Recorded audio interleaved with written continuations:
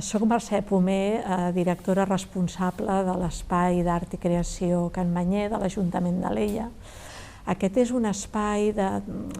pensat per donar a conèixer artistes contemporanis, fer projectes experimentals amb artistes que comencen, amb altres que són consolidats, i amb aquesta voluntat de treballar l'art i el pensament contemporani ens interessava, tenint en compte que tenim l'Hospital de Can Ruti, que forma part del nostre imaginari, del nostre paisatge, mirar d'engegar algun projecte que posés en relació, que veiés, que evidenciés la relació entre l'art, la ciència i la salut. Aleshores vam contactar amb científics de Can Ruti, que alguns viuen a Alella, i els hi vam plantejar, i en aquell moment es va produir l'esclat de la pandèmia. I el que ells ens van fer saber i el que ens van fer arribar és que els agradaria que des de l'espai d'art s'aportés una mirada artística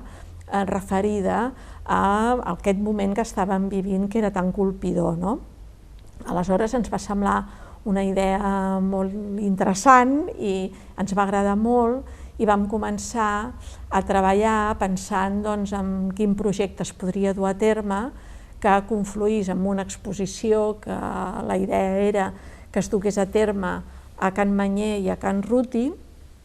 i que a més acollís, a part de la mirada de les arts visuals, altres mirades. Aleshores, treballant, ens vam començar a pensar en crear un equip, un grup de treball estable, en el qual hi havia els científics de Can Ruti. Vam pensar en dues artistes que haguessin treballat al món de la ciència i al món de la salut, com són la Nora Ancarola i la Jo Milne, i també vam pensar en un videoartista que pogués enregistrar tot aquest procés que ens semblava que podia ser molt enriquidor, que totes aquestes discussions enteses com a converses d'aquest grup de treball quedessin enregistrades, i vam convidar l'Adolf Alcañiz. També vam convidar el Manel Guerrero, en tant que crític d'art i assagista, perquè ens donés també un acompanyament, una altra mirada en aquest grup de treball que conformàvem, i després, evidentment, la gent de Can Manyer, amb la Caral Morros i jo mateixa. I vam començar a fer tot un seguit de reunions, pensant en convidar també persones que també ens poguessin dir alguna cosa més. I en aquest cas vam convidar dos filòsofs, a la Laura Llevadot i al Xavier Bassas, vam convidar una escriptora, a l'Ada Klein, després també a la Laia Torrents de Cabo San Roque, ja que ells també és un grup d'artistes que han treballat molt sobre la relació entre la tècnica, la ciència i l'art, i després també vam convidar la Celeste Reina com a psicòloga.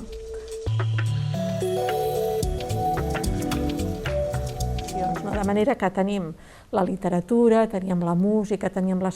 psicologia, la filosofia, la poesia, i tothom des d'aquests àmbits ens donava aquesta mirada pròpia.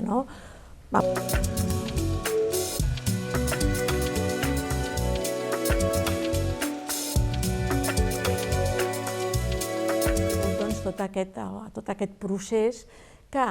es va iniciar a principis del 2020, just amb l'esclat de la pandèmia, que va eclosionar amb la inauguració de l'exposició a l'octubre del 2020, o sigui que ha sigut més d'un any, i després amb l'exposició de Can Ruti al novembre del 2021, i després, acabada l'exposició de les artistes de la Nora i de la Jo, al mes de febrer del 2022. Sí,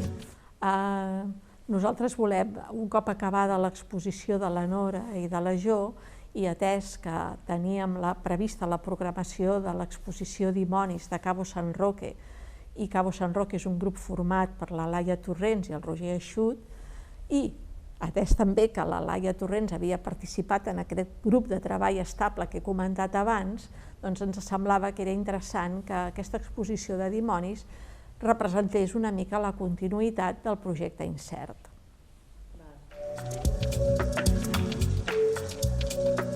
les converses que vam enregistrar estan senceres, que això doncs, són com 18 hores d'enregistrament,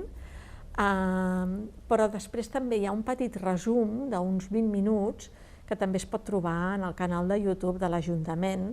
i en les nostres xarxes socials, i aquí es pot veure una miqueta, un petit tast de totes les intervencions de totes les persones que van participar.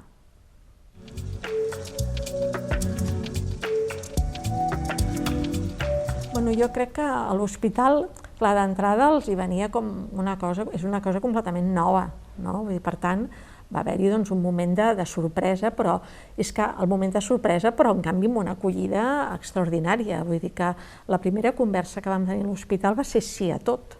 Vull dir, en aquest sentit ha sigut extraordinari poder treballar amb ells, perquè és que en tot moment ho han facilitat tot.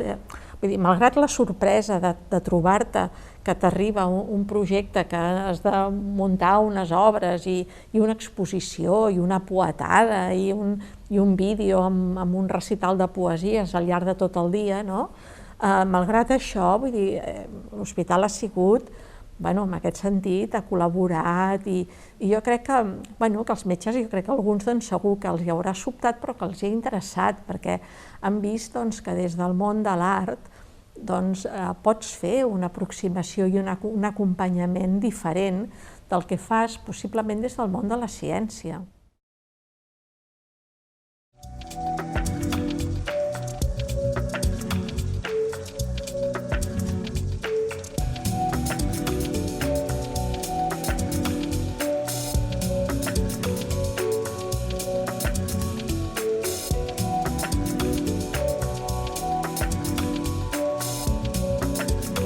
Soc la Nora Encarola, artista visual,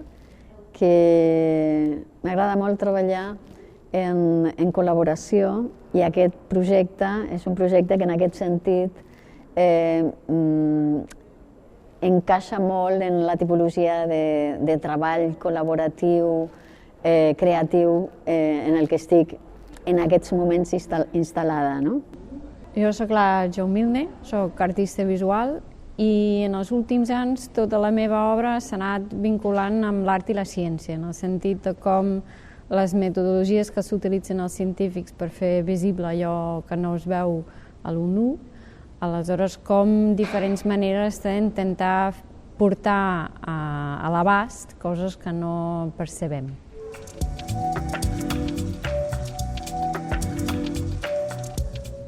En principi, sí que és veritat que és un treball que té com un inici, una base bastant sòlida, intentant relacionar diferents comunitats, no només la comunitat creativa o la comunitat de l'art, sinó que també la comunitat científica, i més en un moment determinat en el que la pandèmia d'alguna manera ens atravessava a tots i a totes. Suposo que el motiu per el qual jo vaig ser convidada era per aquest treball col·laboratiu que porto fa anys fent, i la Jo justament per aquesta relació amb la ciència. I aquest encaix, jo crec que... Crec que d'una manera la intenció era buscar maneres de parlar de la pandèmia i tot lo convuls que havia sigut, però a través d'un altre tipus d'imatge, perquè, clar, durant el confinament sempre hi havia el científic dient el que s'ha de fer, els ràcios, els números, i era una mica intentar extreure altres relats de lo que tots havíem passat, però de vegades no ens anem compte fins després d'un temps, o perquè deixar com constància d'aquestes petites històries i testimonis.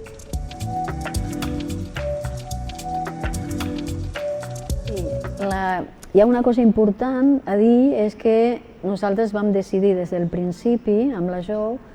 que el punt de partida del nostre treball serien unes entrevistes que faríem a gent que havia patit la malaltia o que havia estat en primera línia de foc, diguem, dins del món sanitari, o les dues coses.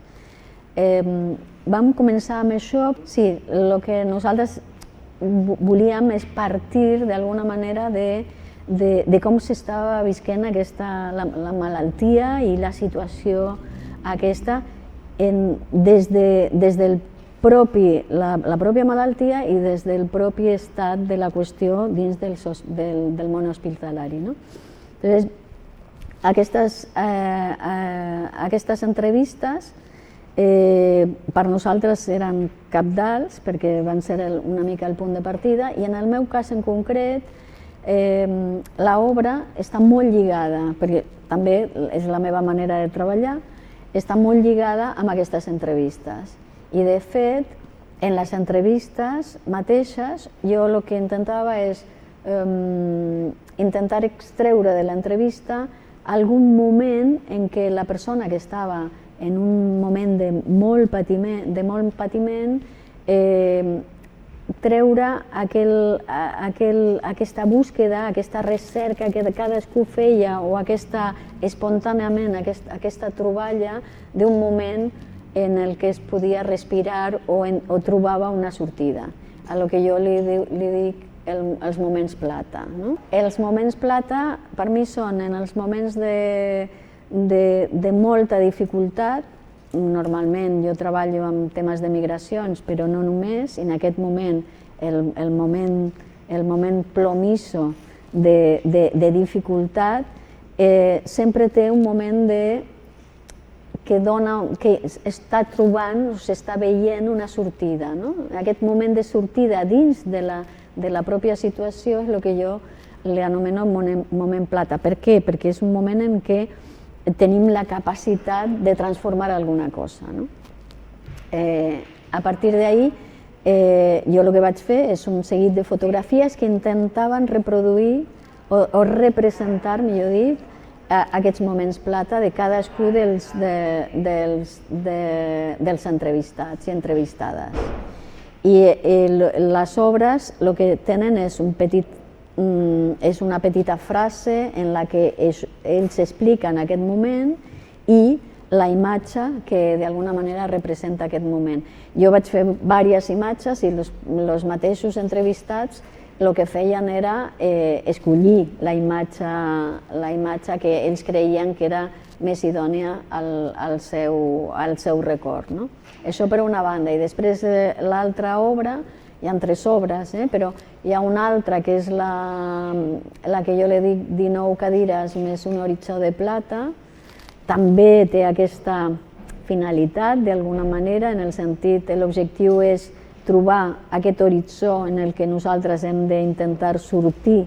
d'aquesta situació, trobar també les qüestions en les que, potser, dins d'aquest moment de tanta dificultat, per exemple, un moment plata és haver conegut a Jo i haver fet aquest treball amb ella, trobar d'alguna manera algunes paraules que definien molt bé aquests moments plates. Ja no un concepte, sinó una paraula, ni una imatge ni una paraula. I a partir d'ahí el que faig és 19 cadires que estan distribuïdes en les sales d'espera de Can Ruti, tenen incrustades aquesta paraula en plata de llei incrustada. I les vam distribuir en totes les sales d'espera perquè la gent d'alguna manera se les trobi. Cada paraula està una mica relacionada també amb el tipus de sala d'espera, si és la sala d'espera general, la d'urgències, la de nens o coses per l'estil.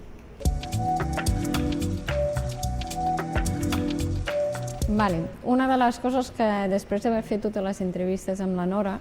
i sabent que ella volia parlar justament d'això d'entre les seves peces, la meva intenció era una mica de les preocupacions que em van sortir de lo que eren les entrevistes,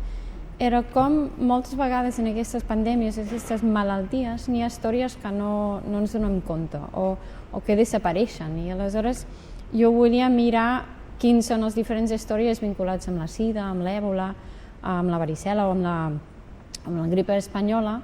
i buscar una manera de dir, estan encara aquí, estan encara evidents, només n'hi ha un que han intentat erradicar, però els virus van seguint, van mutant. I aleshores una de les peces, els shapeshifters, que són unes petites escultures, estaven vinculats amb aquesta idea de neteja, perquè estan fetes de gamussa, aquella cosa que utilitzes, asquerosa, que utilitzes en la cuina, amb la idea de que els virus són vius i morts, actius i passius, i la seva capacitat d'anar mutant és justament el que les fa tan perillosos. I aleshores aquesta adaptabilitat en les escultures, les camusses, en funció de l'estat que estan, si estan molles, canvien de forma. Aleshores la meva idea és intentar crear com una metàfora d'aquesta possibilitat mutant de canviar de formes dels propis virus, amb la idea que estan aquí, estan presents, i per això en la peça gran de les 5 tires, que tens com darrere flotant magnificats en pintura les formes dels virus vista a través d'un microscopi, amb la idea que n'hi ha com una xarxa que les vincula, que parla del temps, parla de nosaltres, parla dels vincles entre ells i les vincles que s'estableixen d'entre els nostres cossos, perquè d'una manera o altra, en funció de com patim o no un grip o un virus, ens dona certa resistència cap al futur. I per això en la peça de les cenotípies s'articula aquest petit relat, en el sentit que en la grip espanyola es poden traçar fins gràcies a una expedició a l'Àrtic que van rescatar una gent que estaven dels esquimals per tal de saber quin era el punt de partida d'aquest virus. I resulta que és segurament un grip de cavalls que era en 1872. Aleshores, com aquests diferents virus van traçant les seves històries, els seus relats, una teranyina perillosa, i per intentar en els cienotipis buscar aquesta manera de deixar constància dels cavalls morts, així apareixen en el que és l'espècimen de tipus del grip espanyol aquesta idea del relat vinculat amb el que l'havia passat. I en les peces en l'hospital jo volia intentar crear com un dibuix que donava la benvinguda, intentar contagiar l'espai amb una mica de color per tal de crear com una altra mena de recollida per tots aquests espais de patiment.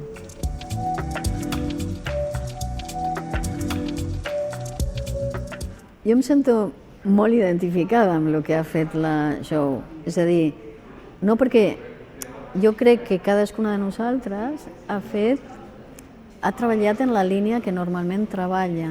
però no perquè tinguéssim objectius diferents. Jo crec que nosaltres estàvem preocupades per com ha afectat la pandèmia i com continua afectant la pandèmia en la societat, i jo l'he traslladat d'una manera i jo crec que a mi em va sorprendre molt, molt positivament quan vaig veure les seves obres. És a dir, en el sentit de que no sé si m'imaginava aquestes obres, però em sento molt empatitzada. Això vol dir que nosaltres vam treballar juntes en 2 línies diferents. No sé tu què penses, però... Jo diria que fins i tot n'hi havia un moment,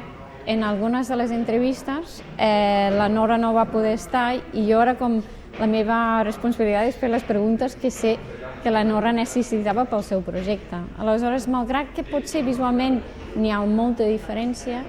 jo crec que aquesta incertesa,